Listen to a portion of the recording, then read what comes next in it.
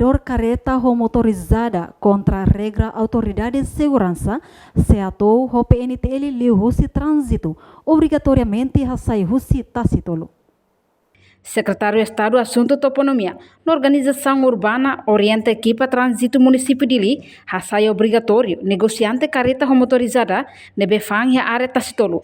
Na atividade ne realiza a Tacitolo sábado lorong nem fulang abril tinang ne. Chefe Secção Trânsito Município de Li, Inspetor Polícia Afonso da Silva, Husuba Vendedor Sira e a área Tacitolo, labele subar ang, no husu negociante Sira, atu recolhe e directnya documento carreta no motorizada, atu no ne bele registro ba secção trânsito, hodi fotivilite infração, no ne iha loron segunda no terça, baselo iha banco, no muda keras carreta no motorizada hirakne, sai husi fatin, no labele continua fang iha fatin refere.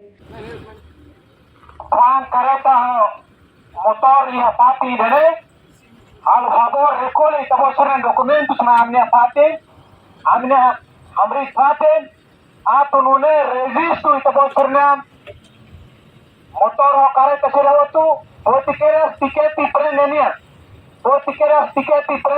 atau nune segunda terça itu boskur basilutia itu boskur mai muda keras itu boskur sasane fatin vai itu boskur atenção obrigado. Reportagem Melanie Conceição, Televisão Timor Post. Janela informação ba emogoto. Atua tem informação atual dia kliu. Kita haluha. Hane yang botão subscribe, like. Halo comentário no fahe tutang ba media sosial hotu.